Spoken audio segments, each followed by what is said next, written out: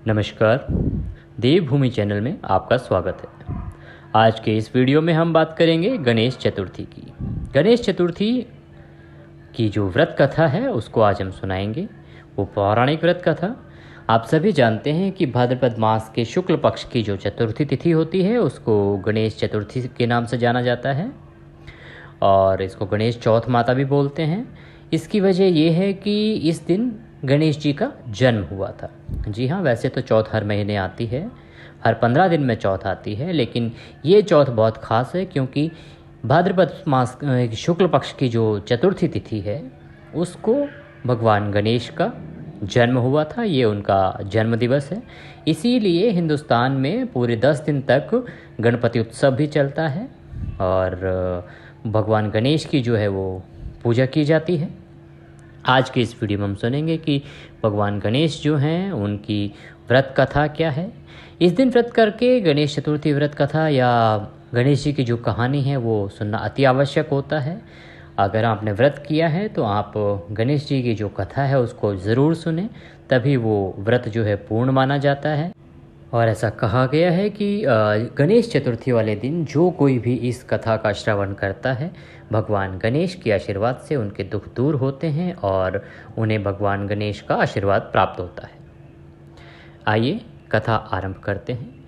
आप सभी ने भगवान गणेश की पूजा कर ली होगी। उनका पूजा पाठ करने के बाद अपने हाथ में अक्षत ले लीजिए और कथा सुनना आरंभ कीजिए।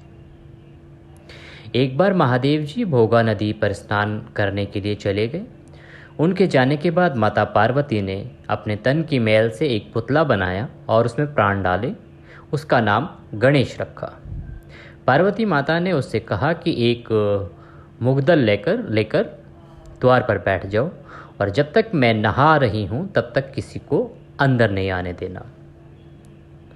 भोगावती पर स्नान करने के बाद जब भगवान शिव वापस आए तो गणेश जी ने उन्हें द्वार पर ही रोक लिया। शिव जी ने बहुत समझाया, बहुत बार गणेश को कहा कि मैं उनका पति हूँ, मुझे अंदर जाने दो। लेकिन भगवान गणेश ने, क्योंकि वो अपनी माता की आज्ञा का पालन कर रहे थे जिन्होंने कहा था कि किसी को भी अंदर नहीं आने देना, उन्होंने भगवान शिव को अंदर नहीं जाने दिया। इसको भगवान शिव ने अपना अपमान समझा और उन्हें बहुत क्रोध आया और उस क्रोध की वजह से उन्होंने त्रिशूल से उसका सिर धड़ से अलग कर दिया और वो भीतर चले गए। जब माता पार्वती को पता चला कि शिवजी ने गणेश जी का सिर काट दिया है तो वे बहुत कुपित हुई, उन्हें बहुत क्रोध आया और गणेश जी के मूर्छित होने से माता जो पार्वती थी उनके दुख से पूरी प्रकृति में एक अजीब सा माहौल बन गया। उन्होंने अन्न जल का त्याग कर दिया।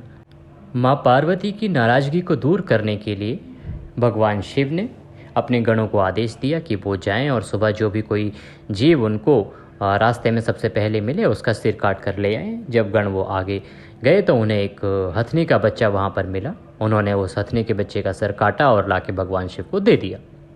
भगवान शिव ने वो हथनी के बच्चे का सिर गणेश जी के धड़ से लगाया और भगवान गणेश इस प्रकार उठ खड़े हुए।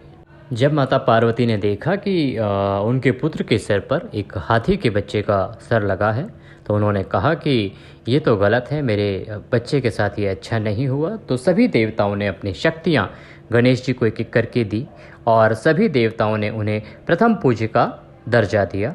अर्थात उन सभी देवताओं ने कहा कि आज के बाद जब भी किसी शुभ कार्य की कोई पूजा होगी तो सबसे पहले इनका पूजन किया जाएगा। अगर कोई सर्वप्रथम गणेश जी का पूजन नहीं करेगा तो उसकी पूजा पूरी नहीं मानी जाएगी। इस प्रकार से बहुत सारी शक्तियां गणेश जी को प्राप्त हुई और प्रथम पूज्य का स्थान उन्हें प्राप्त हुआ। और उसके बाद माता पार्वती ने अपने पुत्र गणेश को विशेष आशीर्वाद दिया। ये घटना भाद्रपद मास की शुक्ल पक्ष की चतुर्थी तिथि को हुई थी। इसीलिए यह तिथि एक पुण्य पर्व गणेश चतुर्थी के रूप में मनाई जाती है। मान्यता है कि गणेश चतुर्थी के दिन व्रत पालन कर गणेश जी की व्रत कथा को सुनने अथवा पढ़ने से व्यक्ति के पाप नष्ट हो जाते हैं और जीवन में कष्टों का निवारण होता है। गणेश चतुर्थी व्रत कथा व्यक्ति की मनोकामनाएं पूर्ण करने वाली और जीवन में सुख समृद्धि लाने वाली बताई गई है। इसी के साथ कथा समाप्त होती है। बोलिए गणेश जी महाराज की जय। आपने जो हाथ में अक्षत लिए थे, चावल के दाने लिए थे, उनको भगवान गणेश की प्रतिमा के वहाँ पे चढ़ा दें। अगर तस्वीर है तो तस्वीर पे चढ़ा दें।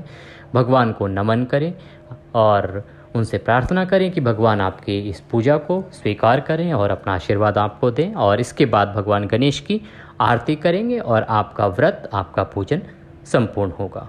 ओम गंगणपतये नमः।